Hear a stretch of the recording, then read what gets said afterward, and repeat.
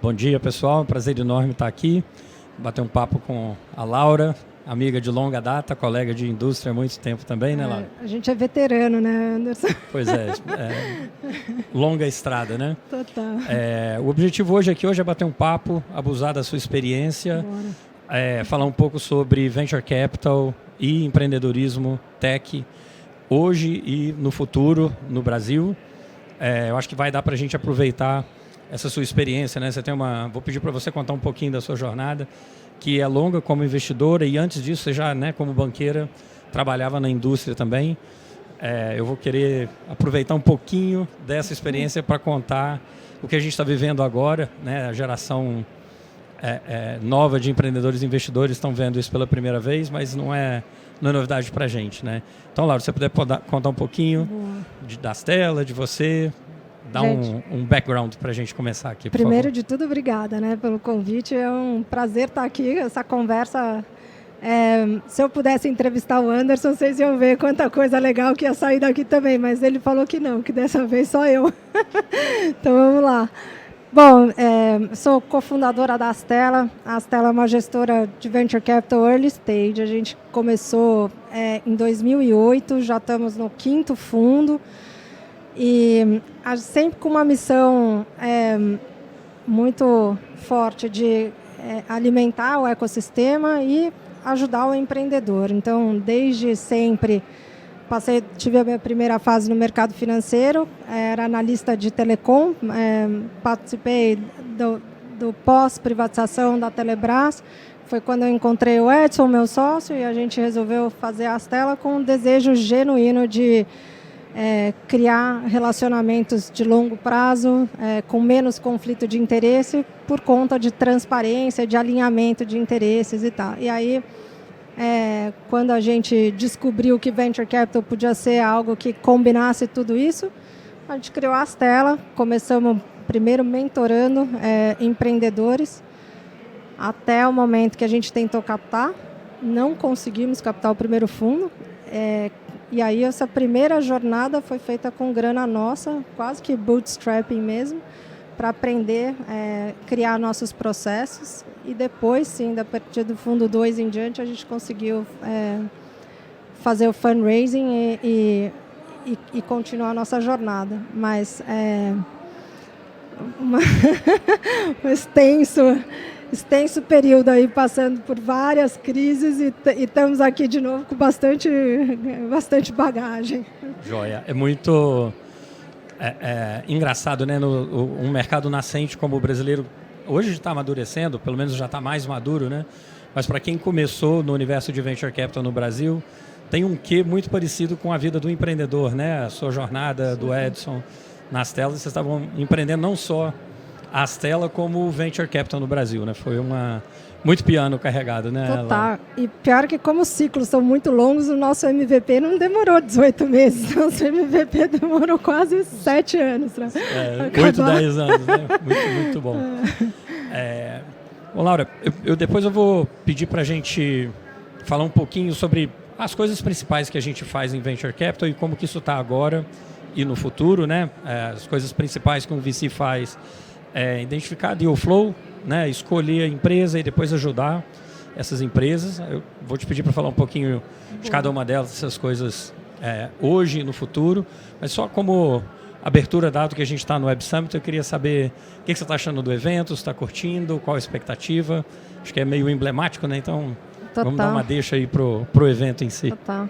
Bom, eu tenho uma expectativa muito grande desse evento, principalmente pelo que ele representa para o ecossistema e para o Rio de Janeiro como um todo. Acho que o Rio é um ecossistema novo que está surgindo, que o Web Summit tem tudo para catalisar e chamar a atenção dos empreendedores que estão aqui e tal, mas de qualquer forma, para o Brasil como um todo, é muito legal, né? Que a gente tenha esse um monte de gringo vindo para cá, um monte de gente para contar as histórias e para trocar experiência e conhecimento, é bom demais, né? Então... Joia. Então, Laura, se a gente puder entrar agora mais no contexto de Venture Capital, que é o tema do nosso papo aqui hoje, né? Se eu puder sugerir algum time frame para a gente considerar os comentários, né? Acho que a gente tem uma jornada recente de 2, 3 anos, né, de um pico em 2021 para cá, que é o que está mais na mídia, que é o que está mais sendo enfocado agora, né? Mas eu acho que era legal contextualizar também o que aconteceu na nossa indústria nos últimos 5, 7 anos e desde que a gente começou a operar de forma mais organizada como indústria, né? A última década, vamos dizer assim.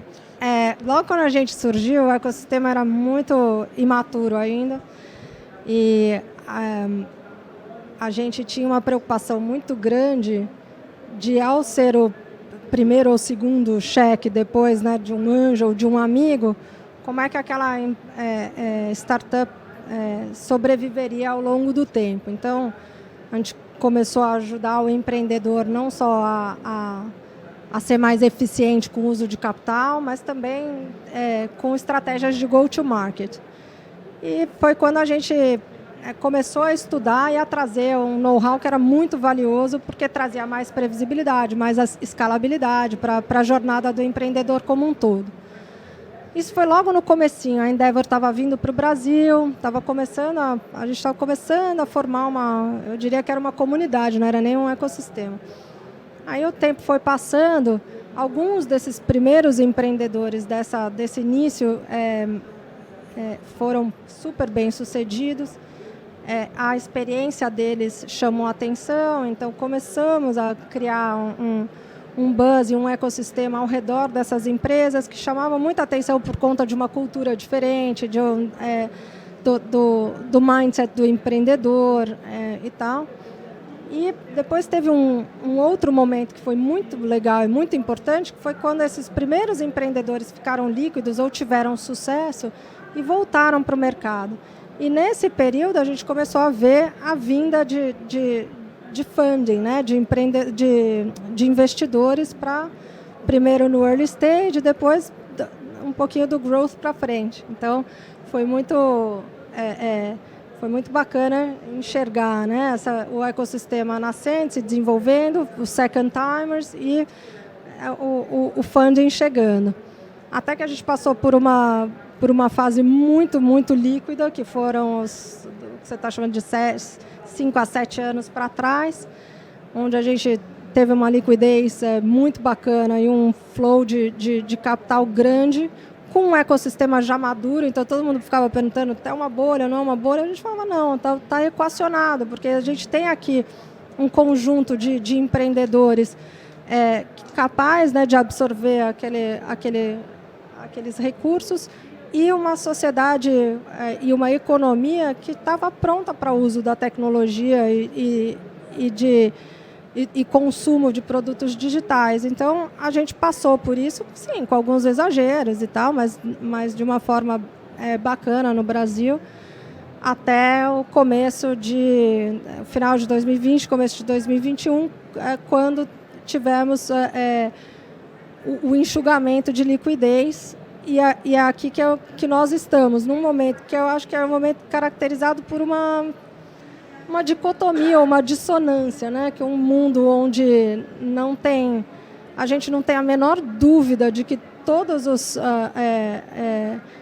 eventos vão ser transformados por tecnologia, né, no mundo, e ao mesmo tempo a gente vive num momento com uma escassez de recursos para investimento e no comecinho eu diria, de algo muito bacana, que é o que a gente está vendo com Artificial Intelligence sendo um bloco de capacitação para tudo que a gente faz, inclusive para a construção dos novos negócios, que é algo que é muito legal. Então, eu acho que é assim que eu faria um filme bem rápido. Super bacana. Eu acho que você tocou num ponto que eu acho que é muito legal, que é a confluência das duas coisas, né, Laura? Assim, a gente está passando por um ajuste em expectativas e em liquidez. Expectativas né, vamos dar nome aos bois aqui, valuations, né, estão sendo reajustados, impacta investidor, impacta empreendedor, e tem também o ajuste na liquidez, que é cíclico na nossa indústria, né? Quem está no mercado há mais tempo, tipo a gente, não pode falar em décadas, que fica ruim, né, Laura? Mas a gente já passou por isso de forma muito forte em 2000, menos em 2008, mas também foi um ajuste grande, né? O atípico, que a gente teve até agora foi, na verdade, um período muito longo sem esse ajuste. A gente acabou com empreendedores, uma safra inteira de empreendedores e de investidores que nunca viveram isso, né? Sim. Mas isso é o normal da indústria, a gente opera desse jeito, o modelo leva para isso, né? Principalmente no Brasil, né? Que eu ia destacar, que você comentou, que eu acho que é muito bacana, a gente já teve ciclos de ajuste e já teve momentos de ruptura por plataformas, internet em 2000, depois redes sociais, depois smartphone. Agora a gente está vivendo as duas coisas ao mesmo tempo, né? Tem uma retração, secou a liquidez, que é uma época, logo depois desses ajustes, geralmente tem uma safra de muito sucesso, né, de empreendedorismo, com uma plataforma muito nova que é AI. Conta um pouquinho para a gente o que você está vendo disso, o que você acha que é para agora, o que é para o futuro, o que é simplesmente oba-oba. Dá um geralzão para a gente do que você está imaginando para o próximo ciclo de investimento.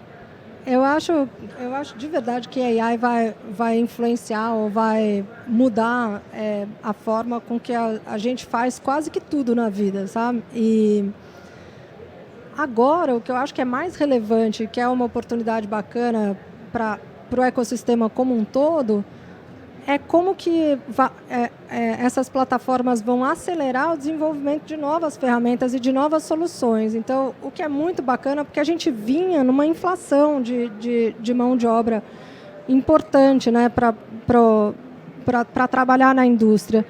E não que acho que isso ainda vai continuar sendo uma realidade, principalmente para as coisas bem mais técnicas, mas o deployment das primeiras soluções, o primeiro valor agregado pelo empreendedor, eu acho que vai ser bem mais rápido e isso vai trazer uma nova dinâmica para a indústria como um todo. E aí, em geral, né, o que as pessoas falam, né, no consumo de tecnologia, o que eu acho que é muito importante é como a gente consome informação e como a gente aprende, que vai mudar muito, né? Educação como um todo, eu acho que com Artificial Intelligence tende a mudar bastante. Mas acho que esse é um caminho mais longo, que vai depender bastante de mudança de costumes, de mudança de hábitos e tudo mais. Mas para a nossa indústria, eu acho que a gente tem uma perspectiva bacana agora com AI, que é a aceleração do desenvolvimento de novos produtos.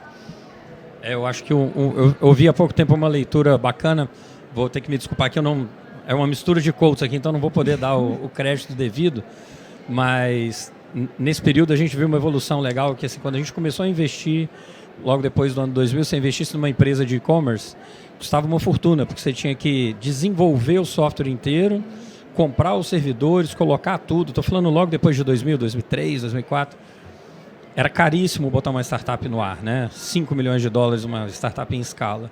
Depois veio o cloud, depois veio o barateamento de computação, barateamento de armazenamento e agora com o AI provavelmente vai vir um barateamento e melhoria da qualidade do trabalho em si, né? Óbvio que tem muita coisa social para ser discutido e aprendido, né? Impacto para empregos e tal, mas a qualidade média do serviço vai ser padronizada, né, por AI.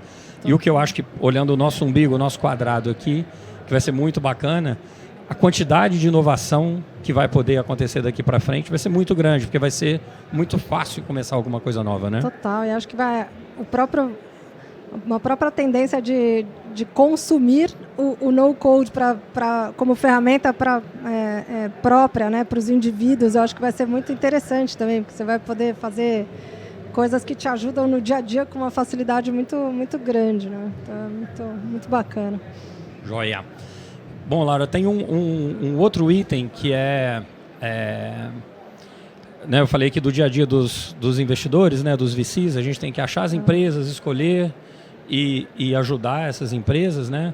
Tem um outro item que é mais de cozinha, né, que é levantar capital para os nossos fundos, né? Acho que a Stella continua agora numa jornada levantando, então assim, tem muita oportunidade. Eu acho que agora a gente já consegue ver no Brasil quais são os melhores fundos, né? Existe o acesso ainda, coisa que no Vale do Silício, né? Se você quiser investir nos melhores fundos de lá, por favor, entra na fila de 30 anos, né? Total. Aqui no Brasil a gente já sabe quais são e ainda tem essa oportunidade, mas conta como que está o mercado de funding na sua visão, para os fundos e também para as startups, nesse contexto de menos liquidez e juros mais altos.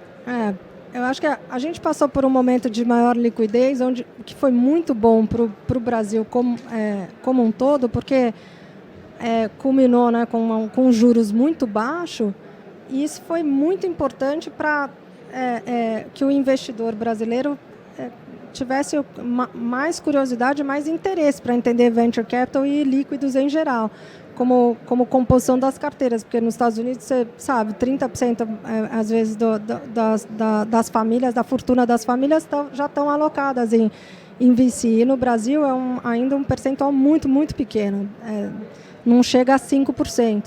Então, esse momento de baixa de alta de liquidez e baixa de juros que a gente viveu foi muito bom, porque trouxe um interesse maior.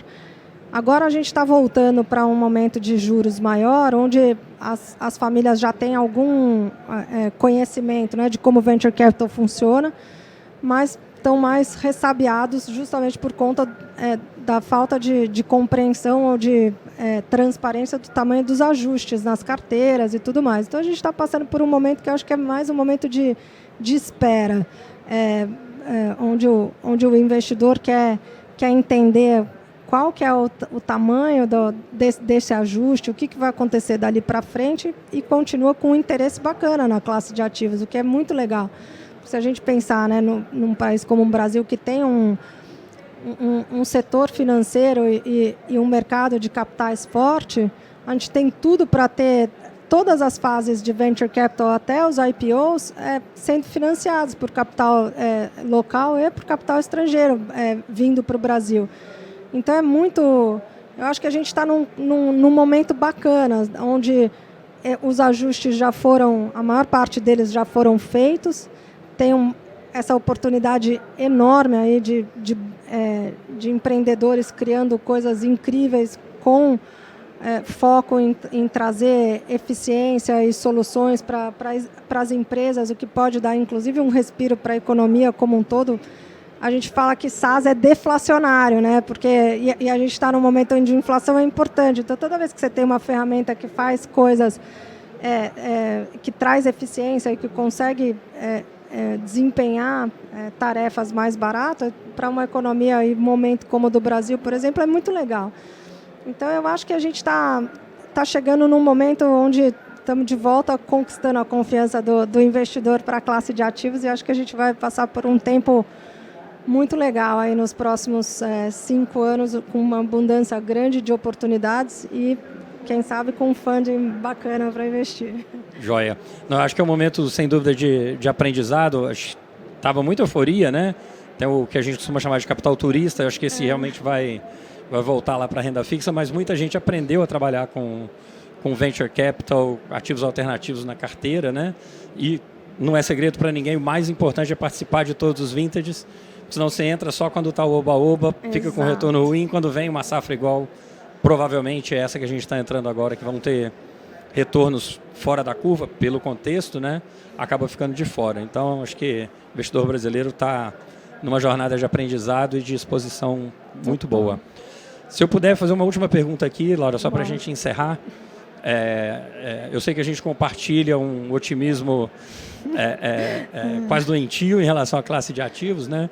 Mas eu costumo dizer que a gente acabou de crescer 10 vezes na classe de Venture Capital e empreendedorismo e tem uma próxima fase de crescimento de 10 vezes. A gente ainda é 1/10 do que deveria ser como indústria, dado o tamanho da economia no Brasil hoje. Pelo né? menos. Então o Brasil não precisa crescer para a gente crescer. Eu acho que é uma situação meio única para uma indústria, né?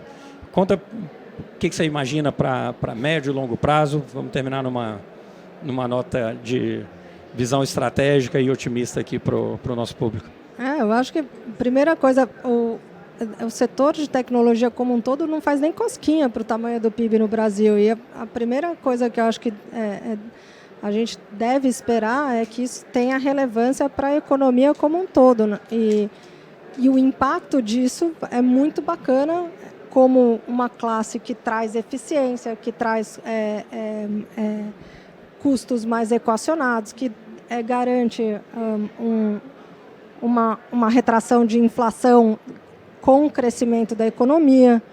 Então, e fora que é um mindset muito bacana, porque é um mindset que não vê problema como problema, vê problema como oportunidade. Quanto mais problema uma sociedade tiver, mais empreendedores vão ter querendo resolver o que a gente vê como algo difícil. Então, e agora com as ferramentas que facilitam e que aceleram o desenvolvimento dessas soluções, eu acho que o Brasil tem tudo para passar por uma fase muito legal de desenvolvimento, onde tecnologia vai fazer parte não só da vida, cada vez mais da vida das pessoas, como do PIB, da economia no Brasil, de uma forma bacana, desinflacionada, independente do poder público, que é muito bom também, e acho que eu sou otimista demais também. Joia. Bom, queria agradecer a oportunidade de novo de estar aqui, parabenizar o pessoal pelo evento que está lindo e te agradecer, Laura, por compartilhar esse papo aqui com a gente. Muitíssimo obrigado. Muito bom. Próxima vez vou te entrevistar. Fechado. Um abração.